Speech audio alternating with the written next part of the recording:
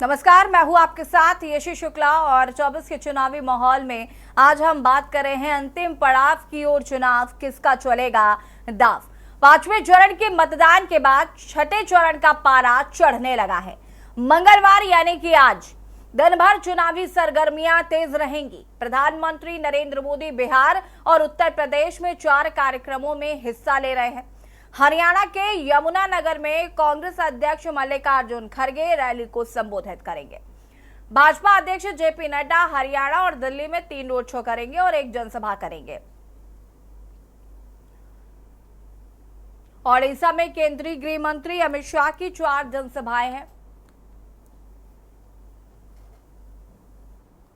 बता दें आपको कि अब छठवें चरण के मतदान को लेकर तैयारियां जो हैं वो शुरू हैं और जिस तरीके से ताबड़तोड़ रैलियां हो रही हैं, चाहे वो प्रधानमंत्री की हो या फिर कांग्रेस अध्यक्ष मल्लिकार्जुन खड़गे की। पांचवें चरण के मतदान के बाद से छठे चरण का पारा चढ़ने लगा है। आज दिग्गजों की हैं ताबड़तोड़ रैलियां। अंतिम पड़ाव की ओर चुनाव है और जिस तरीके से दिग्गज कहीं ना कहीं जनता को साधने की पूरी कोशिश कर रहे हैं अपने चुनावी वादों से। छठे चरण तक का जो मतदान होना है, आपको बता दें कि 7 चरण में ये चुनाव होने थे। पांचवें चरण का मतदान कल संपन्न हुआ और अब छठवें चरण की तैयारियों में दिग्गज लग गए हैं। आखिरी जो चरण है वो 7वां चरण होगा चुनाव का। तो जैसे जैसे अंतिम चरण की ओर बढ़ रहे हैं, वैसे वैसे दिग्गजों की जो रैलियां हैं वो भी साफ तौर पर नजर आ रही हैं। जिस तरीके से प्रधानमंत्री के लगातार दौरे हो रहे हैं, मल्लिकार्जुन खड़गे लगातार जनसभाओं को संबोधित कर रहे हैं, राहुल अखिलेश साझा जनसभाएं कर रहे हैं। जनता को लुभाने की जो कोशिश है वो लगातार जारी है। आज भी अगर हम बात करें तो आज प्रधानमंत्री की कई सारी रैलियां हैं, मल्लिकार्जुन खड़गे की बहुत सारी रैलियां हैं।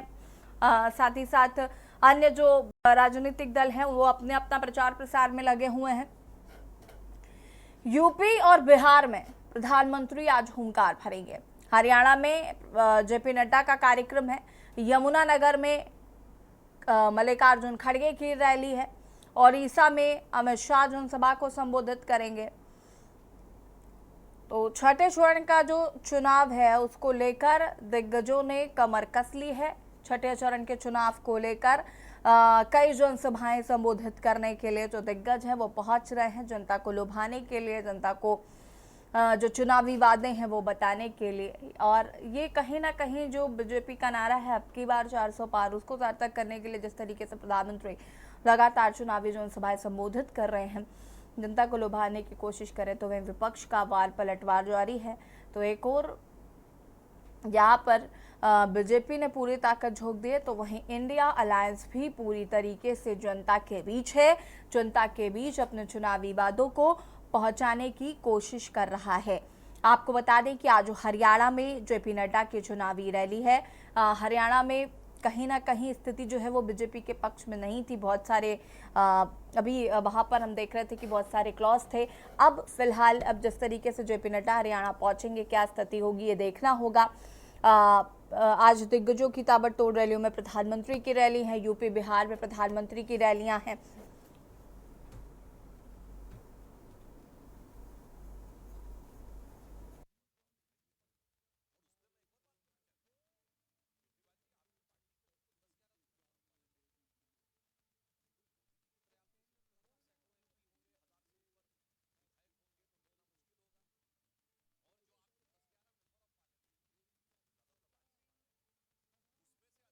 साथ जुड़े हुए हैं रफत फातिमा जी, कांग्रेस प्रवक्ता है, हमारे साथ जुड़ी हुई हैं। आप दोनों का बहुत बहुत स्वागत है।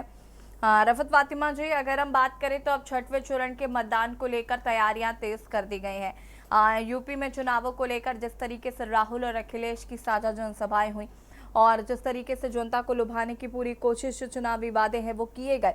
साथ ही साथ अब छठवें चरण के मतदान की ओर हम आगे बढ़ रहे हैं। क्या लगता है अब की बार 400 पार का जो नारा बीजेपी दे रही है वो धरातल पर नजर आएगा या फिर इंडिया अलायंस जो है वो जीत की ओर अग्रसर है?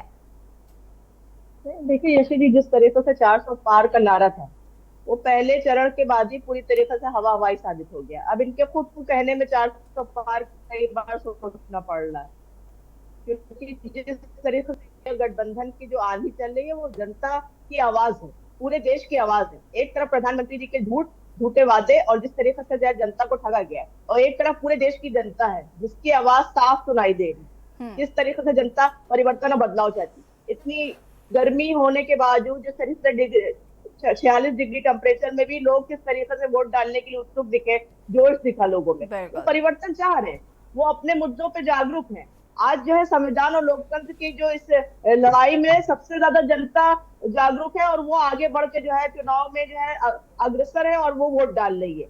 तो वो परिवर्तन चाहती है, बदलाव चाहती है, ऐसे लोगों को सत्ता से बेदखल करना चाहती है जो सिर्फ झूठ झूठ झूठ बोलते आ रहे हैं। जनता के लिए क्या करा गया है, युवाओं के लिए क्या करा गया है, किसानों के लिए क्या करा गया है, महिलाओं के लिए क्या करा गया है, सब देख रहे हैं। हर वर्ग समझ रहा है कि किस तरीके से इन्होंने लोगों को ठगा है। तो इससे हम बिल्कुल भी इससे इत्तेफाक रखते हैं कि जनता इस टाइम बिल्कुल परिवर्तन और बदलाव की राह पर है। पुष्पेंद्र जी हमारे साथ जुड़े हुए हैं, वरिष्ठ पत्रकार है। पुष्पेंद्र जी, क्या परिवर्तन की आंधी जो है वो नजर आ रही है? क्योंकि जिस तरीके से एक मोदी मैजिक एक लंबे समय तक करीब 10 साल हमने देखा, और अब क्या लगता है इस बार परिवर्तन की ओर जनता अग्रसर है या वाकई मोदी मैजिक अभी भी काम करेगा? नमस्कार साथी पैनलिस्ट और आपके दर्शकों को भी मैं उनका अभिवादन करना चाहूँगा जी। देखिए, मोदी मैजिक कम हो रहा है या विपक्ष की लहर है, दोनों बातें अर्ध सत्य हैं, इनमें पूर्ण सत्य नहीं है किसी में भी, दोनों स्टेटमेंट्स। हाँ, एक सत्य जरूर है कि 2014-2019 के मुकाबले इस बार कोई ऐसी लहर नहीं थी जिसे हम लहर कह सकें। 2014 का चुनाव में मोदी जी थे, आए थे। 2019 में जीएसटी और नोटबंदी की कमियों को पुलवामा और बालाकोट ने ढक लिया और लोग एक राष्ट्रवाद की रोह में ऐसे बह गए कि इतना बड़ा बहुमत भारतीय जनता पार्टी को मिल गया। उसके बाद आप याद करिए कि जब जनवरी में प्राण प्रतिष्ठा हो रही थी मंदिर की, तो सभी लोगों को ऐसा लग रहा था कि ये तो बहुत अच्छा एक मास्टर स्ट्रोक है और इसके बाद से तो राजनीति में परिवर्तन आएगा और तमाम जो वोटर्स हैं वो लाइन लगाकर भारतीय जनता पार्टी को वोट देंगे। उसके बाद आप याद करिए कि मोदी जी ने 400 पार का नारा दे दिया और कमाल की बात ये थी कि पूरे देश में एक तरह से नैरेटिव सेट हो गया कि ये तो आ ही रही है 370 और 400, तो इस पे बात होने लगी कि भाई 400 आ जाएंगी, कुछ कम रह जाएंगी, बजाय इसके कि सारे लोग, चाहे वो राजनीतिक विश्लेषक हो, पत्रकार हो, बुद्धिजीवी हो, वो ये बातें करते हैं कि भाई बहुमत मिलेगा या नहीं, वो ये करने लगे कि भाई 400 आ जाएंगी या नहीं आ जाएगी। तो ये जो प्रोपेगेंडा है भारतीय जनता पार्टी जो करती थी, इसमें बहुत आगे है और उसमें वो बहुत हद तक सफल भी रहते हैं। उन्होंने नैरेटिव सेट कर दिया। लेकिन परिवर्तन इसमें तब आया जब पहले चरण का चुनाव हो गया। पहले चरण के चुनाव में जब कम वोटिंग हुई तो सबसे ज्यादा जो चिंता दिखी वो भारतीय जनता पार्टी के खेमे में दिखी और राष्ट्रीय सेवक संघ और सारे जितने प्रकोष्ठ थे वो लग गए कि भाई कैसे जो है वोटिंग बढ़ाई जाए। उनको लग रहा था कि उनका नुकसान हो रहा है, हालांकि उसमें बहुत सारे कारक थे उसके, पर उस चिंता के बाद ये लगा था कि मतदान बढ़ेगा। पर आप देखिए कि मतदान ऐसा नहीं बढ़ा जो 2019 में था। और जो कल का चरण था जिसमें अभी मैं माफ करेगा रफत जी कह रही थी कि बहुत जोश था, अब ये नहीं पता कि जोश किसके खेमे में था, लेकिन वोटिंग तो कम रहा कल का वोटिंग परसेंटेज अगर हम पहले से कंपेयर करें तो कम था, ज्यादा नहीं था। लेकिन सवाल ये है कि क्या 400 वाला नैरेटिव अभी चल रहा है? क्या राम मंदिर जैसा कोई मुद्दा है? क्या कोई लहर है? तो ऐसी कोई लहर नजर नहीं आती। और अगर हम विपक्ष की बात करें, इंडिया ब्लॉक की बात करें, तो आप देखिए कि जब वो खड़े हुए थे तो लगा था कि बहुत अच्छा संगठन बनेगा, फिर नीतीश उसमें से अलग हो गए। जी, श्वेता, मैं वापस आऊंगी आपके पास। श्वेता दुबे जी बीजेपी नेता हमारे साथ जुड़ चुकी हैं। श्वेता जी, आपका बहुत बहुत स्वागत है। श्वेता जी, मैं आपका रुक करूं उससे पहले पुष्पेंद्र जी, मेरा सवाल है, मैं चाहूंगी कम शब्दों में जरा आप इसकी व्याख्या करिएगा कि जनता क्या कंफ्यूजन में है कि एक तरफ वो जिस तरीके से महंगाई, बेरोजगारी की बात कही जा रही है, इस बार भ्रष्टाचार का मुद्दा उतना चरम पर नहीं है जितना महंगाई और बेरोजगारी का जिक्र है। और अगर हम बात करें तो क्या कंफ्यूजन में है क्योंकि हम उनका कार्यकाल देख चुके हैं, इनका देख रहे हैं, किसको वोट करें, ये कंफ्यूजन आपको नजर आता है क्या? मैं माफी चाहूंगा, हमें लगता है हमने बहुत से चुनाव कवर किए हैं और हमें ऐसा लगता है कि जनता कंफ्यूज है, पर जनता कंफ्यूज नहीं होती है और कंफ्यूज हम लोग होते हैं। हम लोग शायद उनको उनको रीड करने में गलती करते हैं, तो जो वो मन बना लेते हैं वो तो एक रिजल्ट देते हैं। और देखिए बहुत दिनों से अब ऐसा हो रहा है कि बहुमत की सरकारें आ रही हैं, चाहे विधानसभा हो चाहे लोकसभा हो, तो मुझे नहीं लगता कि वोटर कंफ्यूज है। हम लोग शायद कंफ्यूज हो जाते हैं इन बातों से, क्योंकि हम लोग इन पर ज्यादा ध्यान देते हैं। जनता तो अपना मन बना लेती है, वो बहुत ज्यादा बातों पे ध्यान नहीं देती। ये बात आपकी सही है कि भ्रष्टाचार ना होकर महंगाई और बेरोजगारी बहुत बड़ा मुद्दा बना।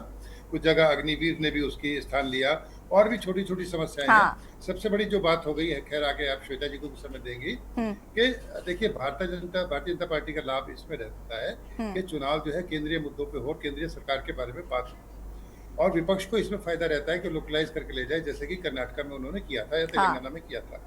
तो यहाँ पर भी अब ये देखने को मिल रहा है कि ज्यादातर जगह पे लोकल मुद्दे या एंटी इनकमेंसी जो कैंडिडेट की है, पार्टी की नहीं, वो ज्यादा काम कर रही है।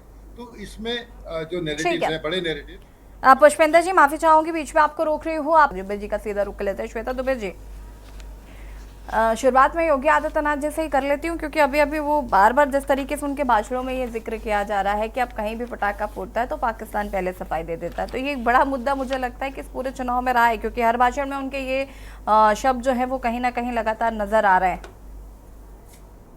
जी, ये बड़ा मुद्दा भी है। और क्योंकि जब राहुल गांधी जी ने अपनी उम्मीदवारी अमेठी या रायबरेली से नहीं दाखिल की थी, तब ये पाकिस्तान में भी चर्चा का विषय था। कांग्रेस की चिंता पाकिस्तान में भी हो रही है। तो ये एक मुद्दा हमारी अखंडता संप्रभुता के लिए बनता है कि पाकिस्तान में हमारे आंतरिक मामलों की चिंता ना की जाए, क्योंकि उनके पास अपनी चिंता करने के लिए बहुत सारे विषय हैं। जैसे कि अभी आपने सुना कि वहां पर गेहूं की, आटे की, हर चीज की कमी है, और वहां अर्थव्यवस्था भी बहुत ज्यादा चरमराई हुई है। तो निश्चित रूप से पाकिस्तान अब हमसे घबरा रहा है और उसकी हिम्मत नहीं है कि वो हमारे ऊपर आंख उठाकर भी देख सके। रफत फातिमा जी कुछ कहना चाहते हैं? सुरक्षित हुई है चीन और पाकिस्तान दोनों से। यशी जी, जिस तरीके से अभी श्वेता जी कह रही है, हमें अफसोस और बहुत ही चिंता का विषय ये भी है कि हम पाकिस्तान पर चर्चा कर रहे हैं यहाँ पे बैठ के। हमारे देश की जनता किस मतलब मुद्दों से दो चार हो रही है, हम उस पर बात ना करके पाकिस्तान की अगर चर्चा करें तो ये बेहद चिंताजनक विषय है। यहाँ के हालात राहुल गांधी श्वेता जी बीच में बोलना बंद करिए। आपकी बात से हम नहीं बोले थे, प्लीज चुप रहिए। बीच में बोल के डिस्टर्ब मत करिए। आप ही अनर्गल नहीं बोलेंगी। जब बात खत्म हो जाए आप अनर्गल बोलिए। श्वेता जी रुक जाइए जरा। श्वेता जी प्लीज।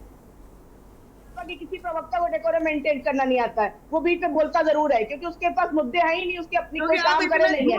ठीक है श्वेता जी थोड़ा पेशेंस रखिएगा। बात ही नहीं है आपके पास। अगर अपनी कोई काम करे अपनी बात को पूरा करिएगा। यहाँ बैठकर कोई काम नहीं करे तो ऐसी बातें होती है। जनता 80 करोड़ जनता को राशन देना पड़ रहा है, ये हालात। प्रति व्यक्ति आय क्या है जरा बताइए, क्या है, कितनी इनकम हो रही है, प्रति व्यक्ति आय क्या है? लेकिन आपको इसकी चिंता नहीं है, आपको इसकी चिंता नहीं है, आपको इसकी चिंता नहीं है, क्योंकि आप लोग इंसानियत पसंद इंसान ही नहीं है। आप लोग के अंदर इंसानियत नहीं है। जनता के प्रति आप जनता को दरबारी समझने वाले जो शहंशाह बने बैठे हैं, उनको सत्ता जल्दी सत्ता को करेगी नहीं। झूठ 10 साल श्वेता जी आप नहीं मानेंगी।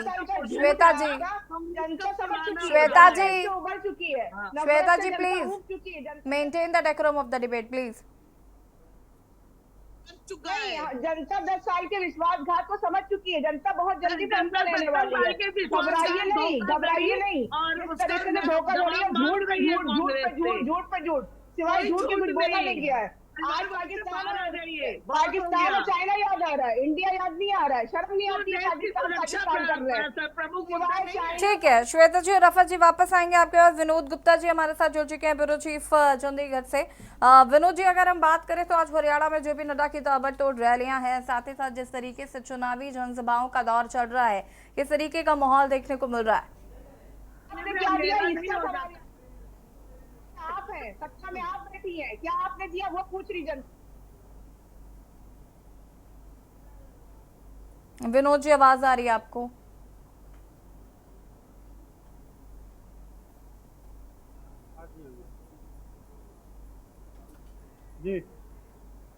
हाँ विनोद जी, अगर हम बात करें तो जेपी नड्डा जी की आज ताबड़तोड़ रैलियां हैं। अगर हरियाणा की बात करते हैं तो किस तरीके का माहौल जो है वो देखने को मिल रहा है? देखिए, देखो जिस तरह से अगर हरियाणा के रोहतक के अंदर जेपी नड्डा की जो रैली है वो बिल्कुल उसकी तैयारी जो है कल करनी गई थी, और आज ताबड़तोड़ रैली जो रोहतक के साथ साथ आसपास के जितने भी लोकसभा क्षेत्र है उन सबको कवर करेगी। और जो हरियाणा के मुख्यमंत्री है, नायब यानी पूर्व मुख्यमंत्री है, जो करनाल से लोकसभा उम्मीदवार भी है खट्टर जी, तो काफी जो पुराने बड़े लीडर है हरियाणा के सारे मौजूद रहेंगे, और एक रोड शो भी जो है रोहतक के अंदर किया जाएगा। जी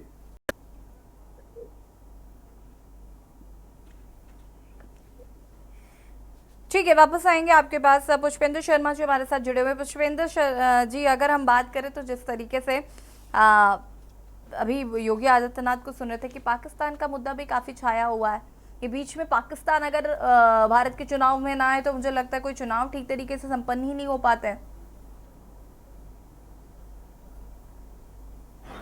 आपने सही कहा कि कोई चुनाव इसके बिना संपन्न नहीं हो पाता, पर मुझे लगता है कि जैसे अभी श्वेता जी कह रही थी, पर इसका अनावश्यक है यहाँ पर। मुझे लगता है ठीक है जो स्थितियाँ हुई है वहाँ पर हुई है, तो अभी आप कह रहे हैं कि भाई आंतरिक में बात ना करें, तो हम भी तो उनकी बातों पे बात करते हैं ना कि वहाँ क्या चल रहा है क्या नहीं चल रहा है।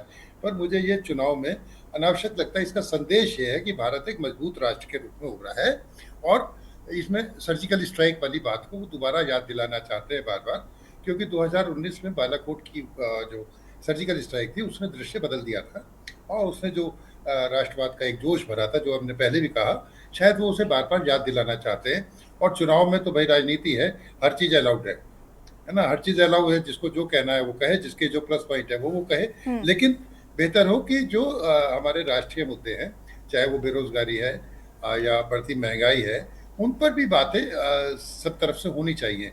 लेकिन ये मौका देखकर अपनी कन्वीनियंस के अनुसार, अपनी सुविधा अनुसार नेता, चाहे वो विपक्ष के हो या सत्ता पक्ष के हो, कि अपनी सुविधा अनुसार ही बातें करेंगे। और यही उनका भाई उनका जो सिद्धांत है वो भी यही कहता है, अपनी कमियां तो कोई बताएगा नहीं, सब अपनी पॉजिटिव बातें बताएंगे। उससे बचना भी चाहते हैं उन मुद्दों से। बड़े बड़े इंटरव्यूज भी आपने देख लिए लोगों के, लेकिन असल मुद्दों पे कहाँ बात हो पाई उन पे, उनसे तो अलग हट गए। तो यहाँ से जो आप कह रही थी कंफ्यूज करने की बात है, मतदाता को कंफ्यूज करने की कोशिश की जाती है, पर वो होता नहीं है। बिल्कुल। श्वेता जी अपनी बात को पूरा करें प्लीज। देखिए, कोई पाकिस्तान मुद्दा नहीं है हमारा।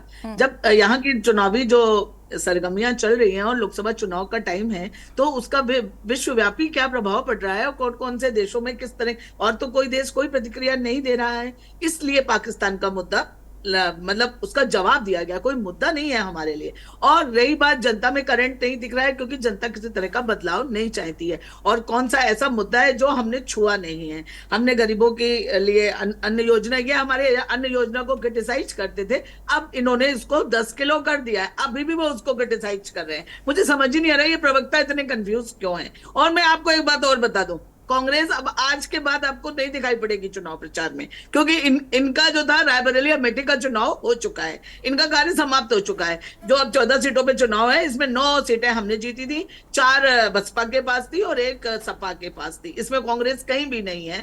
तो अब मुझे नहीं लगता है कि कांग्रेस इसमें कोई खास इंटरेस्ट दिखाएगी। इनके लिए अपनी 2 ही सीट ठीक है।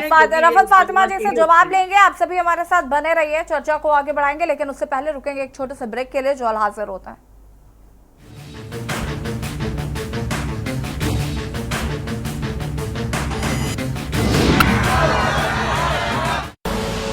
आप देख रहे हैं के न्यूज, खबरों का सारथी। और बात कर रहे हैं अंतिम पड़ाव की ओर, चुनाव किसका चलेगा दाव, चर्चा इसी पर। रफत फातिमा जी अपनी बात को पूरा कर लीजिएगा प्लीज।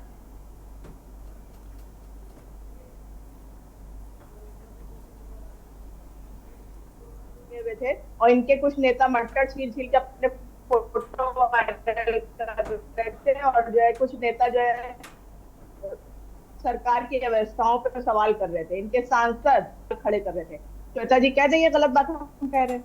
दूसरी बात, जिस तरीके से जो स्वास्थ्य, शिक्षा, जिस तरीके से जो है रोजगार, महंगाई की अगर हम चर्चा करते हैं तो ये लोग उस पर बात नहीं करते हैं, ये फौरन विपक्ष को कोसने लगते हैं। विपक्ष को कोसने का सवाल नहीं है, सवाल ये होता विकास कितना हुआ है। 10 साल के विश्वासघात से जनता उब चुकी है और वो अब जाहिर परिवर्तन चाह रही है। जिस तरीके के वादे करे थे 2 करोड़ रोजगार, आज युवा जब हमारा रोजगार मांगता है तो सड़कों पे उसको क्या मिल रहा है, ये आपके पत्रकार हमारे आपके ही माध्यम से हमें पता किस तरीके से उनको लाठियां खाने को मिल रही है, किस तरह 69,000 शिक्षक अभ्यर्थी आज तक अपनी जो है मांगों को लेकर जब सड़क पर उतरते तब उनको लाठियां पड़ती हैं। तो जनता सब समझ रही है।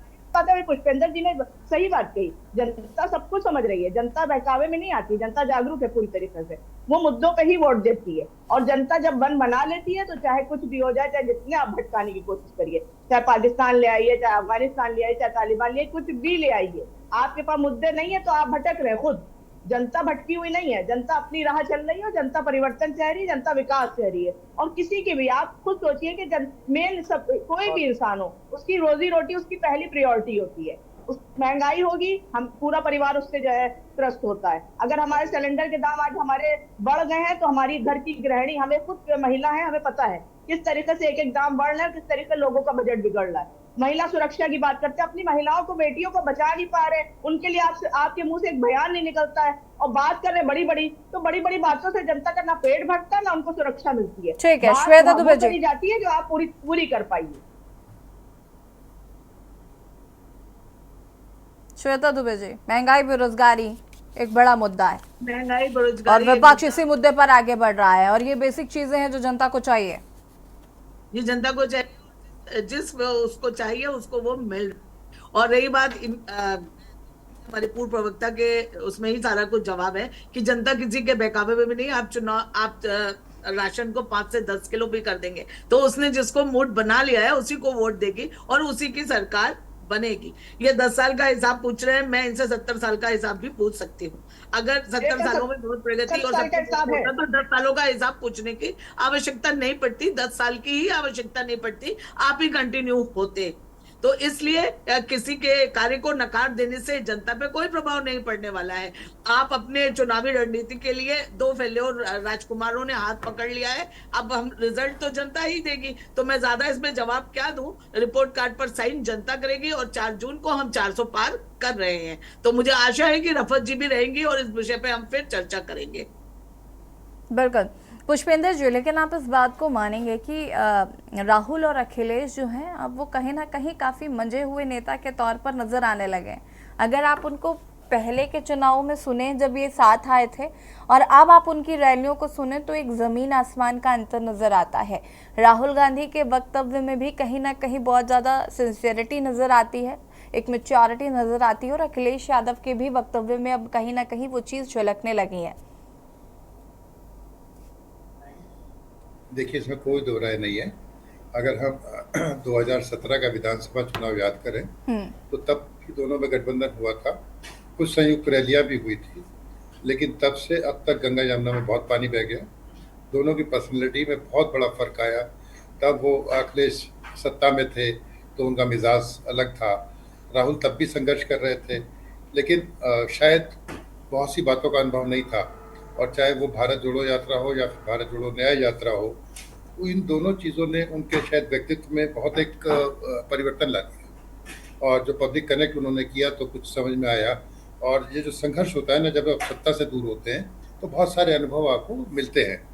फिर जिस तरह से चुनाव शुरू हुआ था तो लग रहा था कि इंडी जो गठबंधन है वो क्या कर पाएगा, लेकिन दोनों का तालमेल, दोनों का कोऑर्डिनेशन, चाहे वो मुझे नहीं पता वो वोटों में तब्दील होगा, सीटों में कन्वर्ट होगा या नहीं होगा, दैट आई डोंट नो। मैं उसके लिए कोई गारंटी नहीं कर सकता, ना कोई भविष्यवाणी में करना चाहता हूँ, लेकिन दोनों के तालमेल ने चुनाव को बहुत रोचक बना दिया है, बहुत रोचक बना दिया है, बहुत रोचक बनाया है। जहाँ भी देखते हैं दोनों की लैंग्वेज एक है, बात एक है। तो ये जो कोऑर्डिनेशन दिखाई दिया, ये गठबंधन अगर यही 6 महीने या थोड़ा उससे पहले हुआ होता तो मुझे लगता है कि तस्वीर और ज़्यादा शायद अच्छी होती और मुकाबले और कड़े हो जाते। अब बावजूद इसके अगर हम पर्सनैलिटीज़ की बात करने लगेंगे ना, तो गैप अभी भी है। मोदी जी वर्सेस राहुल या अखिलेश, राहुल जी का ही करेंगे तो अभी भी एक बड़ा गैप है, बड़ा अंतर है। क्योंकि हर समय देखिए मीडिया पे कौन दिख रहा है, वीडियो पे कौन दिख रहा है, फिर प्रधानमंत्री हैं, उनके कामों से लोग कंपेयर करते हैं। तो अभी भी जो वो कद है ना, वो काफ़ी दूर है। अभी वो मैजिक तो मैं नहीं कहूँगा, थोड़ा थोड़ा मैजिक इधर मोदी जी का कम हो रहा है, 10 साल बहुत होते हैं, उसके बाद भी अगर हम उनके बहुमत में आने की बातें करते हैं, एंटी इनकम्बेंसी की बातें ज़्यादा नहीं होती, तो ये भी एक बड़ी जीत होती है। लेकिन विपक्ष को अभी बहुत लंबा फासला तय करना है।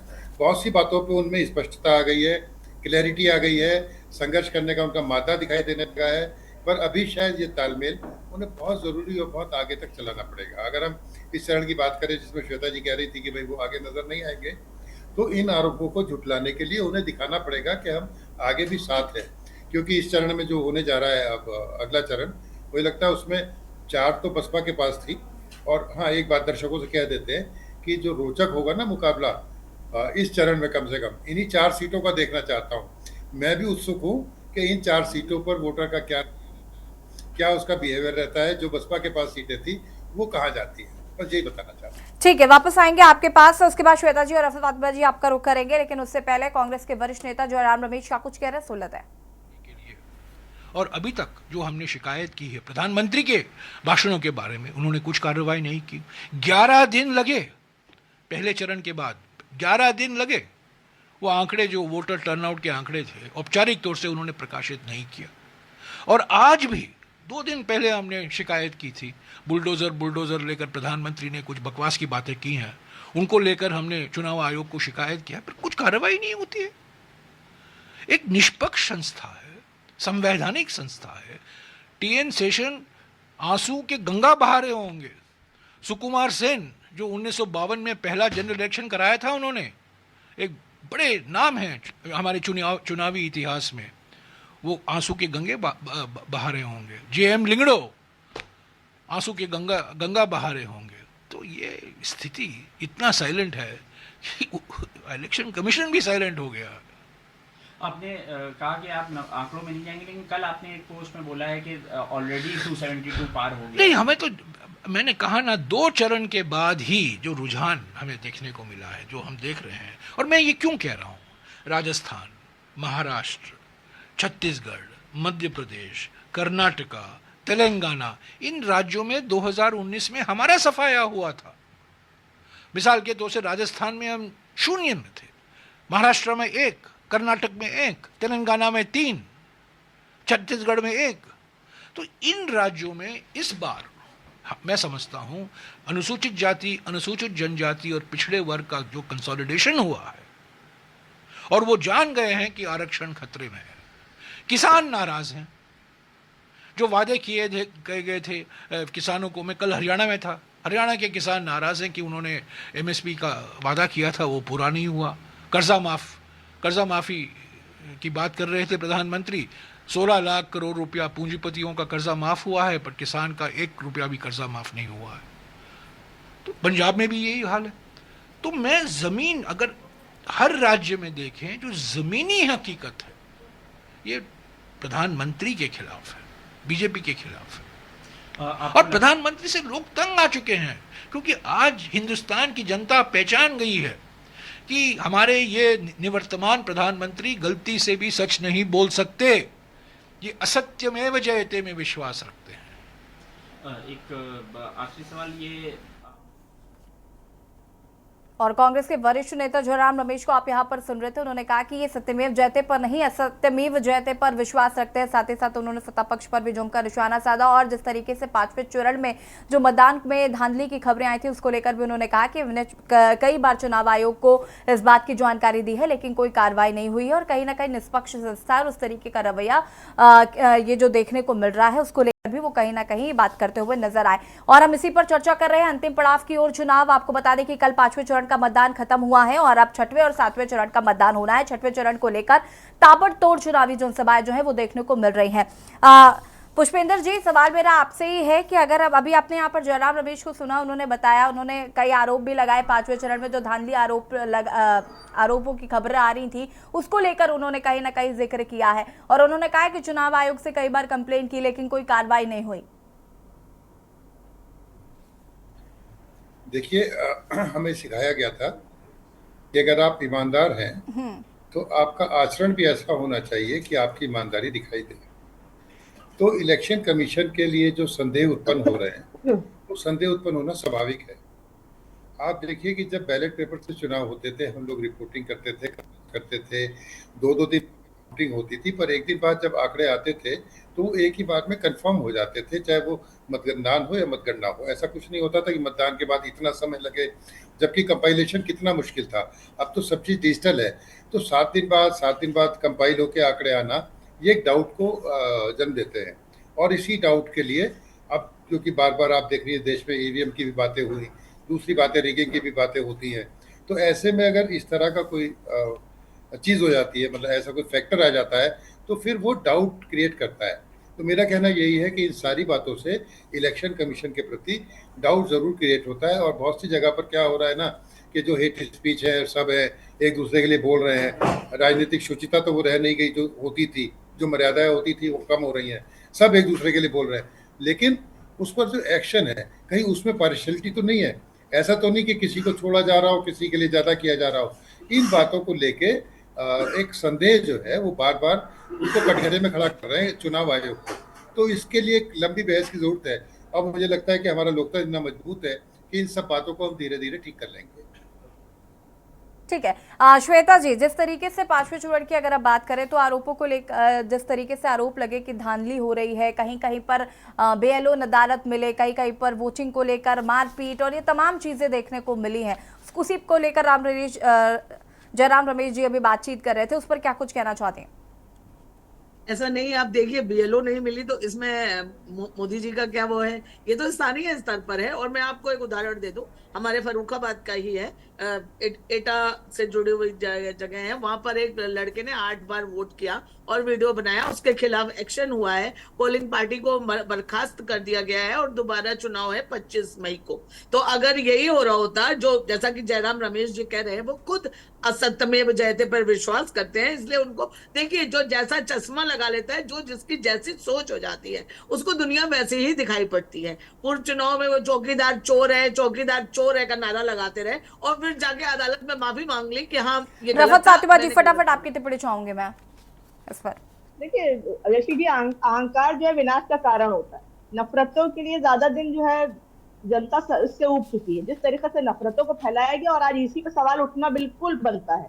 जिस तरीके से धांधली हो रही है, अभी कल रायबरेली में जिस तरीके से फॉर्म 17C नहीं दिया जा रहा था, हर बूथ पे जो है ईवीएम खराब थे, तो इस पे सवाल तो बनते हैं। और क्यों नहीं, इसी संवैधानिक ये रोल नहीं होना चाहिए किसी एक पार्टी विशेष के लिए काम करे, तो उस पर सवाल बनेंगे और उसकी शिकायत भी होगी, उसकी कंप्लेंट भी होगी और उसके लिए जो है इसी को संज्ञान में लेना चाहिए। ठीक है, आप दोनों का अगर कोई भी शुक्रिया जुड़ने के लिए। और बता दें कि छठे चरण का चुनावी पारा चढ़ता हुआ नजर आ रहा है और पांचवें चरण का कल ही मतदान संपन्न हुआ है। 7 चरण में चुनाव होने थे, अब छठवें चरण के मतदान को लेकर तैयारियां तेज हो गई हैं। दिग्गजों की ताबड़तोड़ रैलियां हैं, जहां पर एक और प्रधानमंत्री यूपी बिहार में आज जनसभाएं करेंगे, तो वहीं अमित शाह उड़ीसा में और मल्लिकार्जुन खड़गे की भी आज बहुत सारी रैलियां हैं। फिलहाल अंतिम पड़ाव के चुनाव की ओर, जिस तरीके से अंतिम पड़ाव की ओर बढ़ता जा रहा है यह चुनाव, दिलचस्प होता जा रहा है। हालांकि वोटिंग परसेंटेज को लेकर कहीं ना कहीं लोगों में संशय बरकरार है। फिलहाल खास पेशकश में इतना ही। देखते रहिए के न्यूज़ रियाद। नमस्कार।